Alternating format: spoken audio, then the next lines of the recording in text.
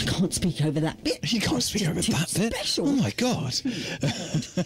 Just in case you don't know what you're listening to, it's Bloodstock Radio, formerly known as Total Rock. Maybe one day it'll be Total Rock again, who knows what goes on. It's all very confusing.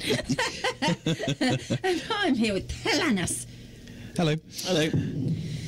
That you were just listening to that's our new vinyl, which we've just released. What we have done I'm playing it on my old record player. on the old record player. Controller. Yeah, you can get the digital download of that if you buy the vinyl. There's a digital download. There's a digital download. It's cheating, but there's free stuff that you get with that digital download as well as the vinyl, which is available on talanas.org.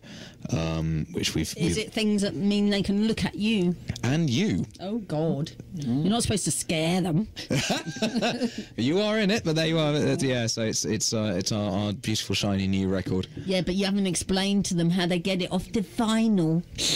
They have to stick it in the machine with sellotape. You get a free link. Pritt stick. What happens? Yeah. There is actually a sticky plaster.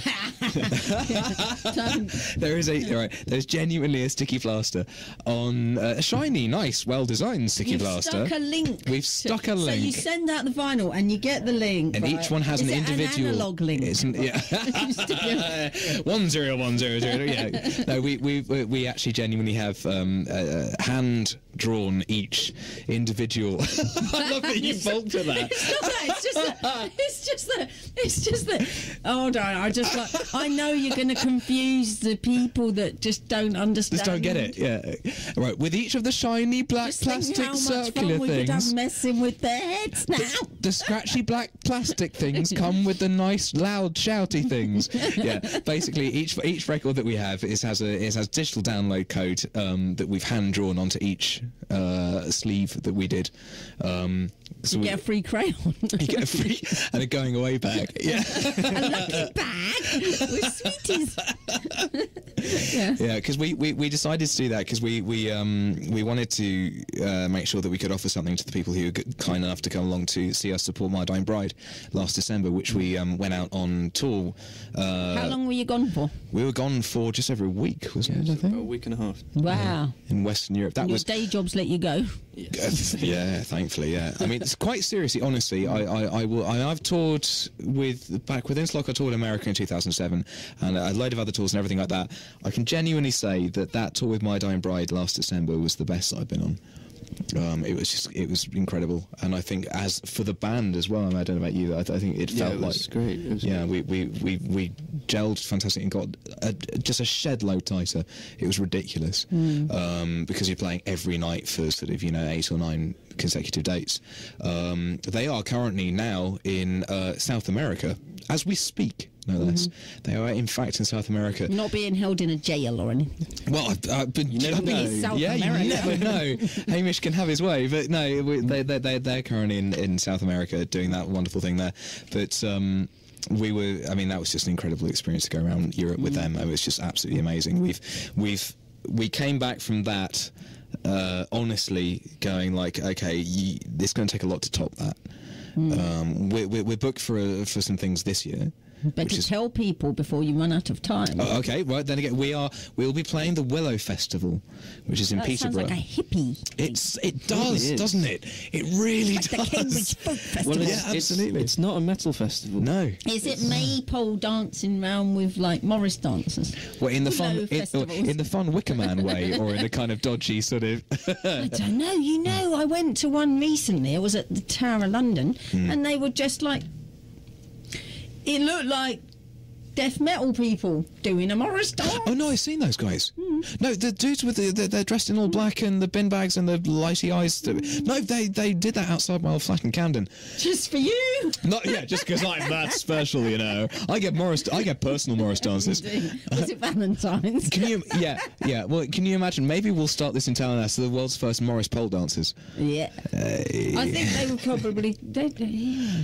Yeah. would probably like to Think of do it. something on your, or if you were doing a gig. No, that lot. Leg bells, There you banging their go. poles together. Look, you don't need the visual element. Just get them We should on the get Morris board. pole dancers. Got it done.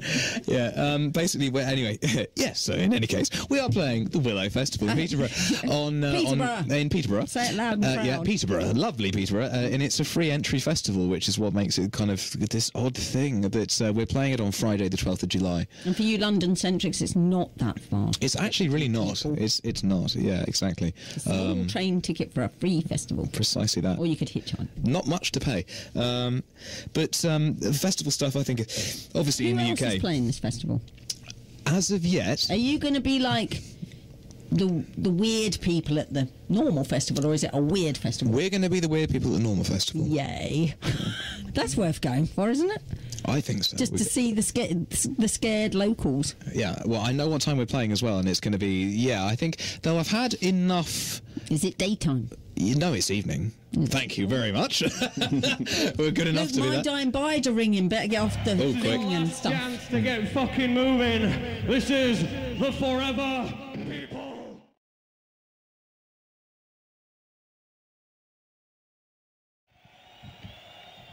So you got close to them then? Oh yeah, yeah. You could How say close? that. How close? Close enough to. No, don't tell that. To understand their humour, at least. Yeah. Oh, okay. Yeah. What was their humour? There's a particular practical joke that they I think I can say this, that Hamish came up to me before we were about to play the biggest venue that's not only the of the tour, but that we'd ever played. That's 7 is massive. It's like an air hangar, basically. Huge place. And he came up to us just before we were about to play it, just going, "Listen, Hal, I just this is like 2 minutes before we go on stage. Just I thought I should say to you about that vocal on the. Oh no, you go for it. Don't worry. Yeah. Like, oh God." What are you saying? Genius, absolute genius. Did he scare the life out of you? Scared the pants off me. Yeah, yeah. But it's taught you not to worry about a thing anymore. Precisely that, exactly. Oh, okay. Yeah. No, I think we've. As I say, I think that tour really shaped us, and I think that now that we're going to be really selective about sort of live stuff from now on, because Europe was absolutely incredible. I mean, it really genuinely was. And the UK, we want to make sure that we do gigs that are worth people coming to, that we can do our best for them, and make sure that it's worthwhile spending the money to turn up to. And what was your favourite place? I know you shouldn't have favourites like children and all that, but did you have a favourite? Is there like one that's really memorable for you? Which one was it? Rock Fabric in Germany was Ludwigsburg. Yeah, that was incredible. It snowed like a huge amount when we were there, and it just looked amazing outside. We took some quite good photos. And the German fans were surprisingly enthusiastic. I think. They were very, German fans. It's wonderful performing to them because they have this.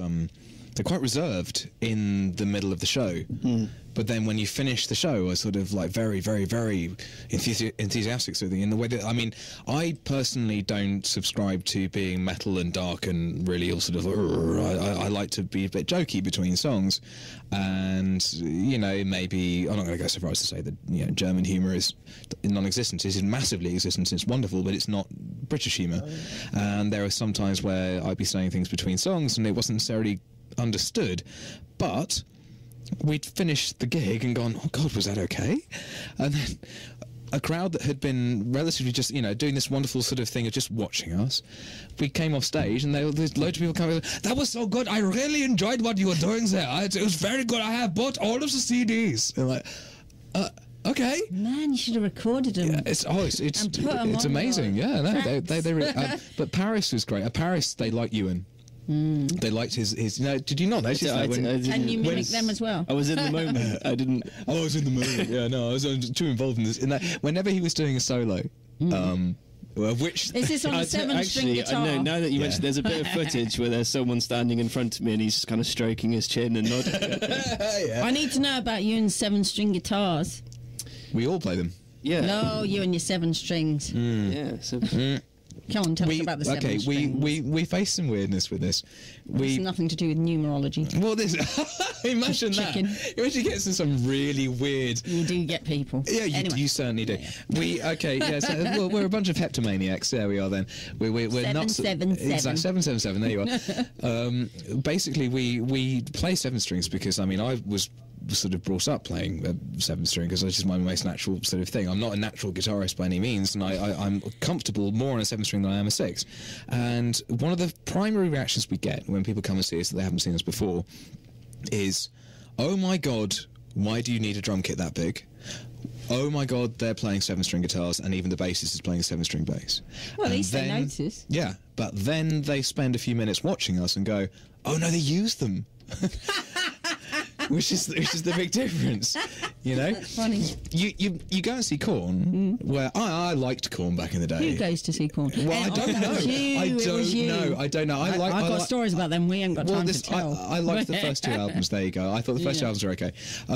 So you go and see Korn, and obviously they wanted to use 7 strings because it meant you could play lower. And they're playing these massive, like, dong, dong, dong, really low stuff, but they never really used the high strings, you know. So we use all 7 strings. Because So you went to watch them and thought, why have they got them? They don't even use them. So you thought you'd use them. Well, yeah, because I don't subscribe to this idea of, like, there's plenty of people that, like, the critics of extended range instruments and everything like that say, "Oh, if you're not using those strings, you should, why are you using them at all?" Like, well, does that mean therefore every single rock, pub rock band or grunge band should take off all of the other 3 strings, high strings of their guitar because they don't ever use them? Like Max Cavalera from Sepultura used to actually, he only had 3 strings on his old Warlock that he used to play back in Donington. I've seen rock and sort of punk bands that have, the bassist has taken off the top 2 strings because all you ever use is the bottom 2, and it's like, well, okay, fair enough, but I personally found that when I picked up a 7 string, I just used it because it was there and it's available to you, so you use it. And a lot of 6 string guitarists kind of say, "Oh well, I haven't mastered 6 strings yet, so how can I deal with 7?" And it's the possibility is there, so you just deal with what you've got basically, and why not have the extra bit of range? Similarly with Joe, with the thing that people skits out on so much is the fact that it's a 4-kick kit. There are 4 bass drums in his kit,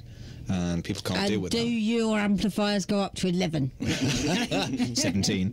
Yeah, but no, he uses all of those kick drums, and that's the whole point of it, is that we do use them, otherwise we wouldn't actually have them there. And the thing that the argument against is like, are you not using them at all times in every single song? It's like, yeah, but you don't complain about keyboardists not using all of their keys in every single point in every single song. Imagine that, like, dong, done, so Oh my God. there you are, It's funny. Yeah, well, it strikes me it's on that level, I just think, I try and cover as vocally, I try and cover as much ground as I can, but I'm not. But there are bands, there's some people are into musicianship and the technicality and all of that, and and some people just want to be able to play, Oh yeah. I'm going to play a song by you. Oh, okay. I'm not going to tell you what it is. Oh, interesting. I'm like that.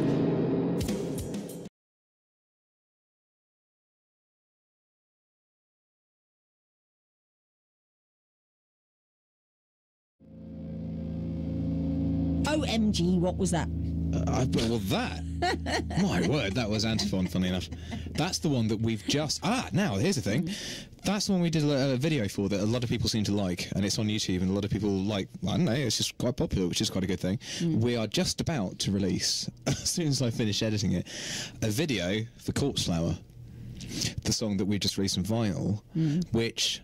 exclusive, first to hear on Bloodstock Radio, blah, blah, blah. It does actually feature a little bit of nudity. OMG. OMG. Listen, the ladies. Now... why isn't there any nude men in it? I was going to say, that's the thing. It should be equal opportunities, but we did think about doing that. But I just don't think the world's ready for that yet. Well, hang on a minute.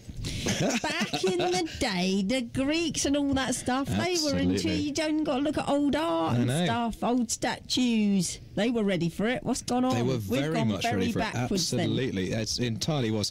But however, we are a band of 4 chaps.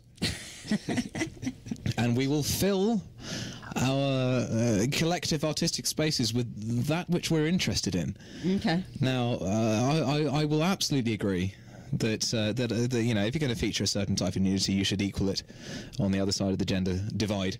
But at the same time, you know, we are intrinsically male, and I will unapologetically say that. You know, I do write from a male perspective, obviously, because I happen to be male. May not be apparent, but it's the When you're beard. thinking your songs, I know this is a wrong time to ask. Okay. We could talk forever. What makes you go, I gotta write that down? What's going on? Things that hurt me. Okay. Absolutely. Let's see, this can? Yeah, this bit of glass here. This large piece of wood. Yeah. No, entirely. No, it's because Johnny Doom from Kerrang, who I actually respect massively. He's a good DJ, but he also comes up with some really salient points on Facebook every now and again. He wrote recently in a very respectable point, saying that he's just fed up with these kind of metalcore bands that only seem to write about, oh, you've done this to me, yeah, but chunk. No one's political anymore. It's like, well, yes and no. I mean, it has its time and place, you know. I mean, you shouldn't really be only political to be, you know, sort of valid or anything like that. And I don't think if we suddenly went political, it would be awkward. We're more pastoral than urbane, I think. Yeah, I think so. We're definitely not a political. No. I don't think it kind You've got to be who you are. Yeah. And who I am is I'm not going to start sort of, you know, I don't have a political agenda. I genuinely don't. I honestly actually don't. So the importance for me You is just want to sort the inheritance tax. yeah, okay, that, yeah. But then that's not musical. I mean, it's You're lobbying more... Parliament. Imagine if I did that. That'd be awful. Well, you could record it, put in a song. Precisely. But however, you know, when it comes down to, you know, we are four guys, and I will not do the we're red-blooded males kind of white van man sun reader thing. But however, we are four chaps that do agree on various points, and I'll, you know, be frontal enough to say that the female aesthetic is a pleasing one. If we were a band of four girls, it's possible that we would have us in it. It's possible, but it's notable. I can't remember the name of them. What's The Courtesans. The Courtesans, a band of four girls. A band of four girls. Who, you know, revel in a bit of female nudity. That's entirely true. It's entirely true. No, Sinead is a wonderful person. She's got a vision, and she does it very well. But I will say that as a band of four guys, we're interested in presenting the things that influence us. The things that influence the lyrics for the song that we've just released on vinyl are inherently about a female subject. So therefore, it pays. You know, I say "pays" is the wrong word, but yeah, it warrants including that subject, and that is not a sexist point. I think it's more about the subject matter. Which I think is kind of important to reflect, really. But nevertheless, it will contain nudity. Anyway, yay! Isn't that fun? We just shot it recently. We will be releasing, obviously, videos from the album that we're going to be doing later in the year. But this one will feature nudity and live footage. There you are, and lyrics. There you go. May contain lyrics. May contain warning. May contain lyrics. I just thought of something you could use at your gig. Mm-hmm. People could be doing like life drawings at the same time as you're doing your gig. Keep it high art. High art is important. Highbrow. Okay, I'm going to play one of your songs. Oh, thank you. I know. It's nice of me, isn't it? But you did choose it. Well, there is that. Mm. But that's, you know, we like to keep those facts quiet, don't we? You know. I know. I feel like this has been so formatted now. I just got to wreck it somehow. Bye. See you next time. Laters. In it. Really, thanks to the band for coming in. In it. Thank you, though. I've got to go lowbrow now. Come on, Ewan, you haven't said much. Scream! Next time you've got to come back soon.